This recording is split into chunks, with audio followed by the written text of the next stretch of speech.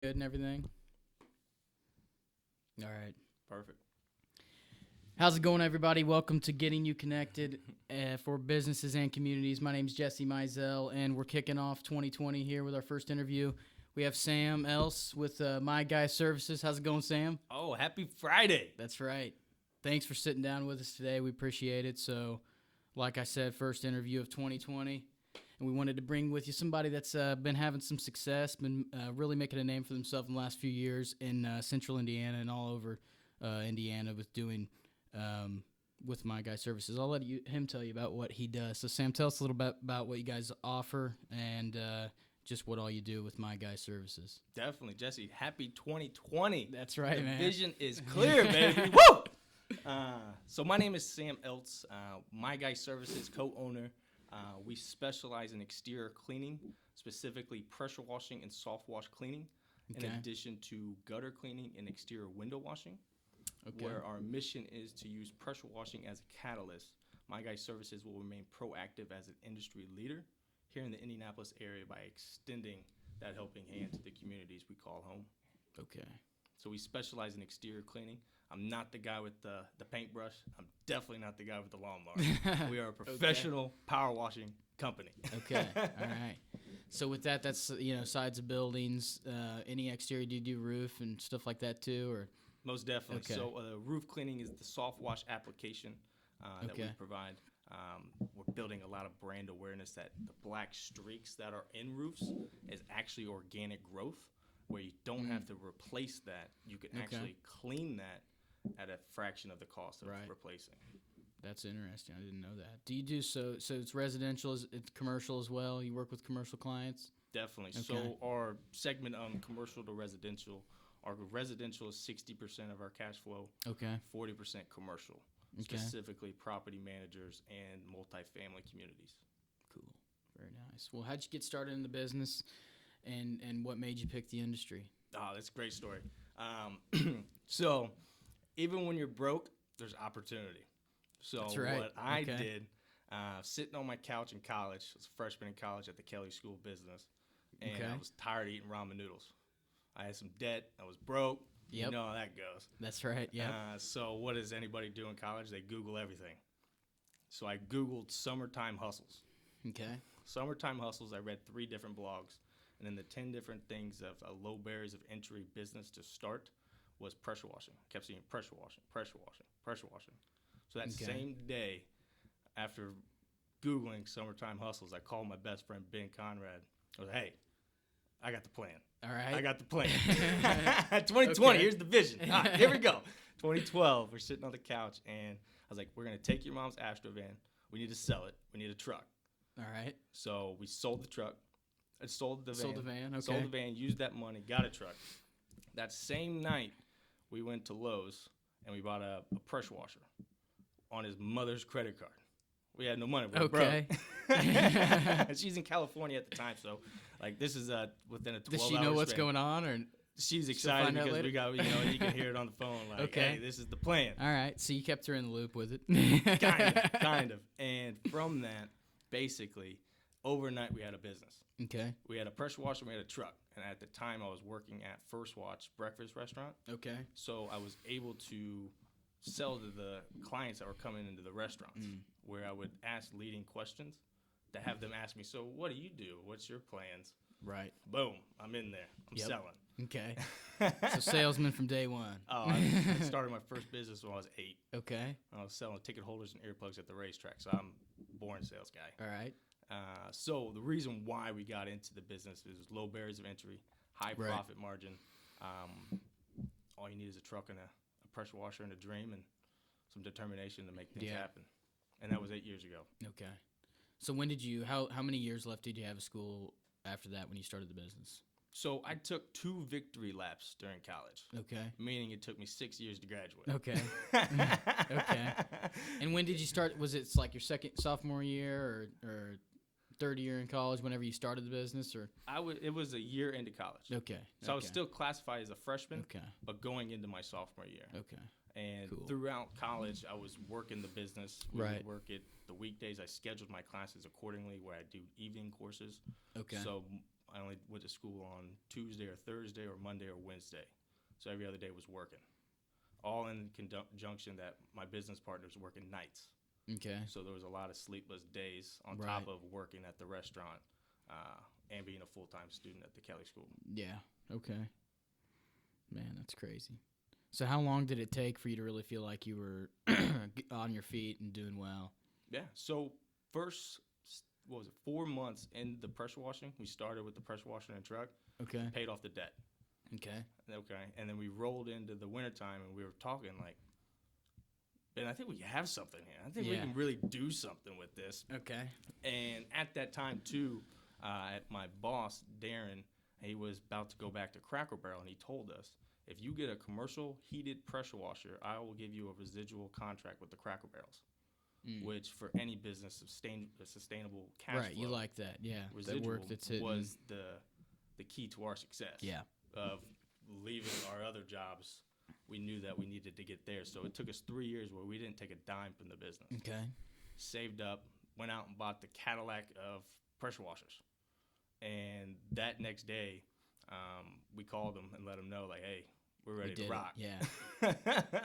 And since then, it took me another 6 months after that, after getting that contract, to finally quit my full-time job at Okay. the restaurant. Okay. And when I went full-time before my business partner did, he was buying a house at the time, so the banks don't like to give people Right. money Right. without a Right. Yep. Well, self-employed just always makes it a little weird. Yeah. Yeah. Okay. So he followed a little shortly after that. Yeah. Okay. Cool.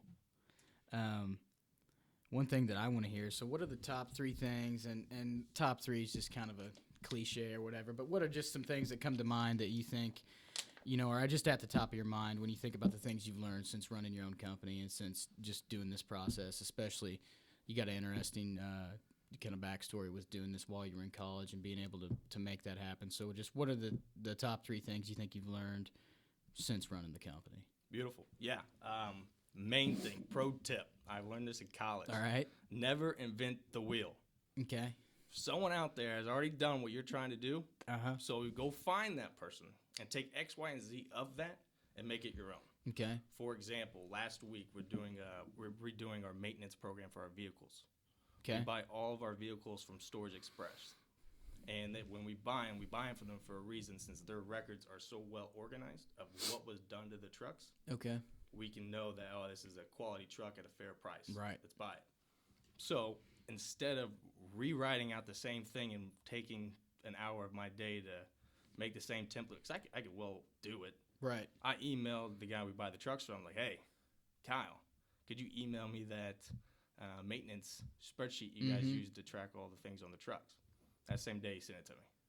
That saved me 2 hours where I could focus on other things. Right. Right. In conjunction to that, I think when I'm looking at a company or looking just wherever I'm at, I'm always analyzing. Okay. Someone is paying big dollars for this information or to look this style, like say the NFL guys on the announcers when they're doing the TV show for that. They have a very nice stylist that's dressing those guys, paying big bucks to. Okay. I don't need to pay the stylist. I'm just going to look at them. Yeah. And I'll do it my own way. Yeah.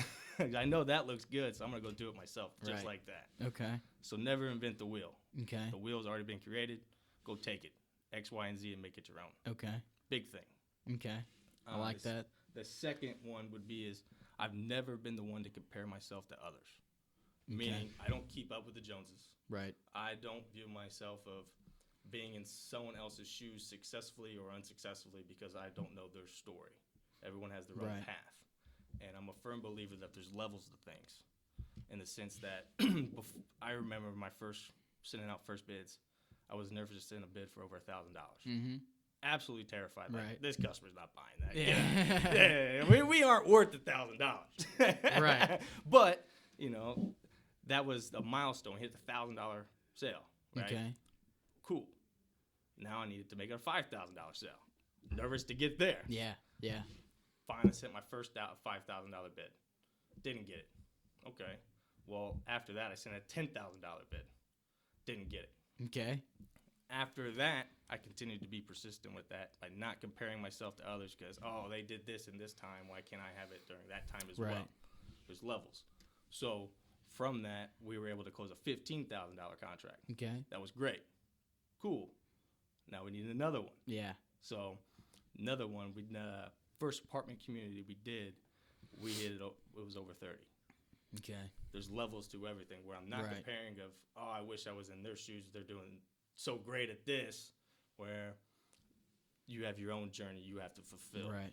Where I'm not competing with the Joneses, and I'm staying focused on the end goal of what we really want to accomplish by being persistent and not deviating from that. Yeah, that's great. That's great. There's also momentum too. I mean, as you start rolling and you get that $10,000 contract or whatever it is, then it just seems in sales, I've always found that just once you get on a roll, it's like momentum hits and you just continue to, just things come in streaks almost, that it seems like. And once you get on a roll, the momentum happens, and then all of a sudden you look back and think, man, we just made some crazy progress in the last few months or whatever it is, and that kind of goes along with what you're saying. That's great. I'll give you even another example. There was a meeting we had at the end of the 2019 year. Okay. Big contract. All right. Okay. Big contract. Okay.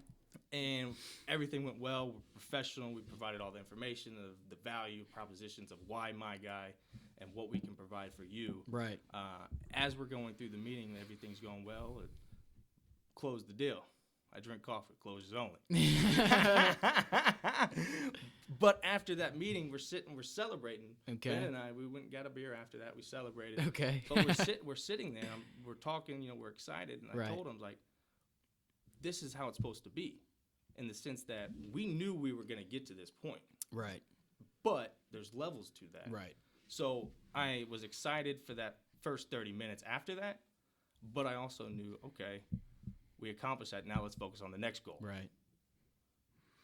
Yeah, absolutely. I mean, you're not the same person that you were, 2 years into the business or whatever. It just, I think people see the guy with the nice car and the nice, suit or whatever it is, and just think, man, I would love to have that stuff. But one thing that I've learned is think about, well, what kind of a guy does it take to get that kind of stuff, rather than just thinking about the material things or whatever it is, or the perks of having a nice lifestyle. What kind of a brain or what kind of discipline, what kind of traits does it take to be the guy that's got those things? And that's kind of what you're talking about with, now you guys are at that point and you look back and you're like, this is what we knew was there all along. But levels, I think you're totally right. You got to have the experience and you got to put the time in and the hustle in. And we all have, you may get lucky. There's luck, I think, in life. It pays to know a guy. That's why we're My Guy Services. Come on now. That's right. That's a good name. That was a good choice. Yeah. So that's awesome. What advice would you give? Let's say I'm 18-year-old. I'm getting ready to graduate high school. I don't think college is for me, but, maybe I'm just open to really anything that I can make sense of. And I'm thinking about starting my own business. What would you give advice to somebody in that situation that's just a younger person, entrepreneurial mindset, and they're looking to just get into business similar to how you did when you were in college? Definitely. So don't do exactly what I did, in the sense that we went with My Guy Services because it didn't tell you what we did. Okay. And there was a reason for that, because you're hustling. You're selling everything. I was painting. I would do lawn care. I would trim bushes. I would make mulch. We were hustling. So originally the business started as that then, of you just doing anything? Any work that we could get, we were doing. Okay. Any work. Okay. Pressure washing was the focus, but right. we weren't specialized. Okay. Which brings me to the point of, if you're getting into any business, you have to specialize. There's a niche for everything, and you just got to be able to capitalize on where the demand's at. Yep. And focus on that specifically and dominate. That's a great tip. Absolutely dominate it. And just pound it down their throat. Which everybody that knows me, they know what I do. Mm-hmm. They know I'm a professional businessman that operates a pressure washing company. Right. And that's what we do. Which brings it to the next thing of devices. I call it ABB. Always be branded, baby. Okay. Always be branded. Okay. ABB is critical in the sense that Peter Griffin. I'll use Peter Griffin from Family Guy. All right. Okay. What does Peter Griffin wear every day? Same stuff, man. White shirt, green pants, right? Brown exactly. shirt. He's a cartoon that wears the same thing every day. Uh-huh. There's 3 things you will only see me in. You'll see me 9 out of 10 times in a My Guy sweatshirt, My Guy polo, My Guy whatever. Okay. Always branded. Second, I'm repping the Kelley School of Business. All right. That's usually when I'm at home relaxing. Okay. Or 3, you see me in a suit. Okay. Those are the 3 things I'm always branded. I'm a professional businessman that our business is My Guy Services. So Okay. ABB is critical in the sense that wherever you're at, Yeah. you're telling everybody. Everyone's got to know what I do. Okay. And I also got to know what they do so I can provide value to Right. them Absolutely. to where it's mutually beneficial, because at the end of the day, we were built on a handshake. And one of our favorite quotes was John Carter Cash said it. Okay. My dad trusted a man based on his handshake and his personality. And I live by that. Yeah. In Yeah. the sense that, you got to have that relationship and you got to be a personable person that someone likes. Right. Yeah, people buy from people they trust, and that's the biggest thing, I think, too. Yeah, I think what you said earlier, we've known some people that have started different businesses and things like that, and it's kind of like a restaurant. Sometimes when somebody will start a restaurant, they want to serve, like, every type of food that there is, Right. and Right. it doesn't really work I out. got that, tacos, I got pizza, I got right, chicken you're trying to wings. be good at everything, and then you end up being, jack of all trades, master of none type of thing. And I think what you're talking about is absolutely the key. Finding your niche, finding the thing that you specialize in. And it's even kind of, I get into this with us a little bit because we just do so many different products at our printing company.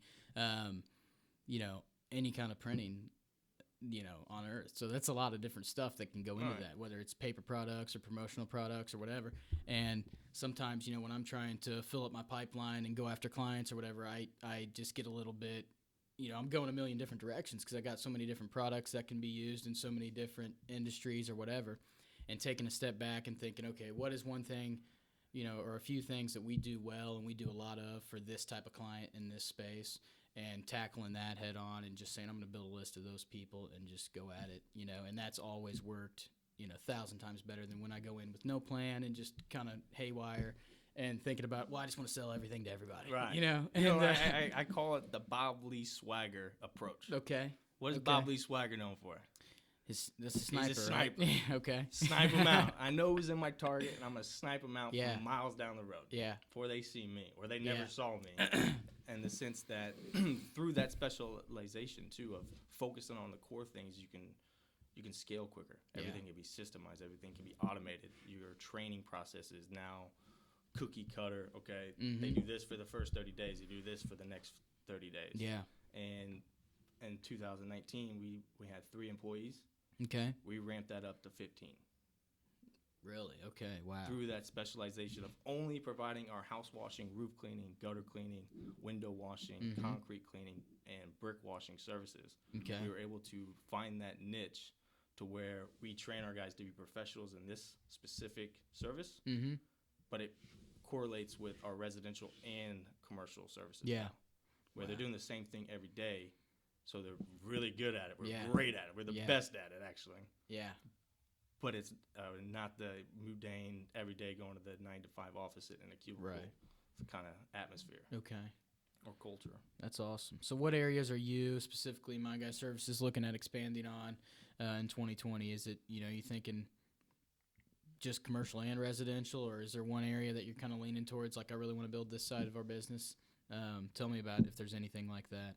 Definitely. So for our residential market, we introduced a new service last year. It's exterior window washing. Okay. We want to increase that service up to 15% of our revenue for the residential. And then Okay. on top of that, our goal for 2019 was to increase our awareness for roof cleaning. In 2018, it was 5% of our sales. Okay. In 2019, it was 22.5%. This year, I want that to be 30% of our revenue for the residential. Okay. So the exterior window washing and roof cleaning are the 2 big services we're focusing on the residential. Yeah. And then on the commercial, through property managers and apartment communities, Mm-hmm. last year our goal was to hit 12 communities. Okay. To conquer. We storm the beaches. That's Okay. our motto. D-Day status. We roll Okay. in, we conquer. Okay. We conquered 12 communities last year. Okay. In 2018, we did 2. We did Okay. 12 last year. Okay. This year, 2020, we're going to conquer 25 communities. Okay. And from that, that's our goal of our niche in the commercial Yeah. industry, because we have the capabilities through the specialization Okay. to be able to come into a community, storm those beaches, and get it done in a half of a fraction of a time for somebody else. Okay. Because we are building all of our equipment to the specific service. We're more efficient, more effective, and we can provide a fair market price. Okay. And be competitive that way, and save time for the communities. And not That's being on awesome. site like that. Yeah. So 25 is our goal, and where we're wanting to expand on the commercial. Okay. So I can tell, I think, a little bit from us talking that I think you're a numbers guy. Am I right? So I'm not a numbers guy. Okay. I'm not a numbers guy. I have a gal for that, actually. Okay. I delegate what I'm not good at. Right. What I'm good at, I'm good at speaking with people, getting to know people, finding out how I can provide value, Okay. and then executing on that. Well, the next question was, how do you go about setting goals and executing? And that's kind of what I meant when I think, you got numbers there that you're looking to hit. So one thing I think would be, you seem very specific in your goal setting. Yes. But just tell me a little bit about that, how you go about setting goals and making them happen, and maybe if you fail, how do you guys step back and take a look at that? Just whatever thoughts you have on that. So you're gonna laugh at this one. Okay. So I'll start with, when you're making a goal, you got to focus on the one thing. Okay. The one thing, Bob Lee Swagger, sniping. The one thing, for business, it's really good to focus on the revenue.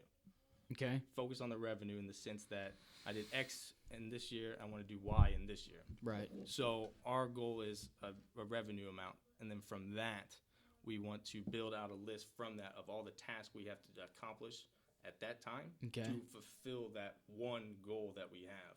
And we break that down through quarterly, monthly, weekly objectives that we have to do to be able to fulfill that. But this is where it gets fun, in the sense that we are now in a program where we have everything set out in a plan.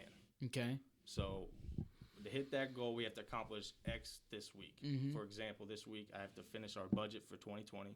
I got to finish our sales forecast.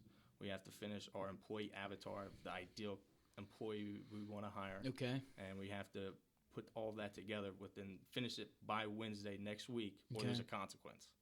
Okay. And the consequence is what holds you accountable, because we've found as a business, there's no one pushing you. There's no Right. manager behind you. Hey, you got to get this done. I need your TQL reports today. That's right. Yeah. There's no that guy in this Yeah. business. That's us. So the accountability comes with, if we don't fulfill that, we have to have something that's painful, in the sense that if we don't accomplish that by Wednesday, I got to get a full body wax. Okay. I'm talking bikini wax Wow. from the head down, All right. clean as a dolphin. Okay. Wax. If I don't fulfill my goal, that's Yeah. the consequence. Okay. And I have to record it, and I have to be accountable to my group that I'm in, Right. that I didn't accomplish this. All So right. now there's I a was not consequence. expecting that. Wow. Okay. I know, right? And that's every week. So if every Okay. goal that we have set each week, if I Yeah. don't fulfill that, I have to do that consequence. Okay. And I'm not I do not want to get waxed. No. By any means. By any means. So I'm Yeah. going to do everything in my power. To make that not happen. Yeah, and I'll give you an example of what happened yesterday. So yesterday, I was running estimates in Plainfield. I stopped Okay. at Verizon to talk about our billing with them. Okay. Had a couple questions. It ended up being a half a day worth of wasted time. Yep. So this morning, since I lost that half a day, I came in at 6 o'clock this morning to catch up on the work I didn't do, because on Wednesday, I need to make sure that I'm hitting that goal. So Right. I'm not getting that wax. Right. Yeah. Where It's that not gonna be fun. that accountability is coming in. Yeah. That's all focused towards that one goal. Okay. So that's So where, consequences is a big part of you setting goals, and big time. yeah. Okay. There has to be punishment that has Yeah. to hurt, and waxing hurts physically, but there Right. could be consequences of, you have to go donate $2,500 to a Right. charity. That would you could use that $2,500 in different Right. ways, but it's gonna hurt you at that moment if you Right. don't accomplish it. Okay. Yeah, that's good stuff. Okay. So where can we find you on social media? I mean, I've been following you on LinkedIn for quite some time. I love the Pro Tip Tuesdays. For anybody watching, go ahead and check those out. Sam's going to bring the heat to you every Tuesday with a pro tip. So I know you got LinkedIn. Where else are you at? Facebook, Instagram? I'm on all platforms. Okay. So we have a YouTube channel. That's My Guy Services. Okay. Our Facebook is My Guy Indy. Okay. Our Instagram is My Guy Sam. Okay. My Twitter account is My Guy Services. And we're on all platforms. I have a Snapchat as well. That's my guy Sam. Okay. That's daily content putting on there. The back behind the scenes of what's going on, the daily grind, the closers only. Okay. The fun stuff that throughout the day. But we're on all platforms and we're posting content daily. Okay. We post probably 3 to 7 different posts on each platform each day, other than LinkedIn. Okay. But the Pro Tip Tuesdays, definitely follow me on that, and I appreciate the opportunity. That's how this happened. The Pro Tip Tuesday, baby. Yeah, I don't even know how we got connected, but either way it happened, and I've been seeing those videos for a while, and finally I'm like, man, this guy's got a lot of energy, and I've seen you guys having great success and everything, and a lot of growth, and I'm like, we need to get this guy on and see his story. And I did not, that's crazy. I did not know that you started in college, and I mean, I love that, just all in attitude, selling your friend's mom's car and then putting it on a credit card. That's the stuff I love, just burn the ships type Put of it all mentality. in. If you're not all in, you're going to sink. Yeah. If you're not willing to bet it all, you're going to lose. At the end of the day, that's just the mindset. I can get it back. Yeah. I'll put it all on the table each day. Right. Yeah, I've got that mindset too. I either hit it hard or I don't hit it at all, and sometimes it's a great mentality. It's the mentality I prefer, but it can be, it's got its. There's an opposite side of that sometimes. Significant others, they got to believe in you as well, which I'm very blessed to have someone that believes in me. Right. That reinforcement of I believe in you makes you go out even harder. Absolutely. Yeah. Awesome. Well, hey, it's been great talking with you, man. I appreciate you coming on, spending the time with us. I know you're a busy guy, and we appreciate taking the time out of your day. Yeah. My pleasure. Yeah, we'll have Happy to do Friday. this. That's right. Yeah, we'll have to follow up or do something at the end of the year, see how these goals, see your guys' growth and how things went. And I look forward to seeing you around out in the community and on social media. Beautiful. So thank you, First man. one of the Appreciate year. it. That's First right. one of the year. Never forget Starting it your off first. right. That's right. Well, thanks everybody for watching. We'll see y'all next time. Everybody have a great day.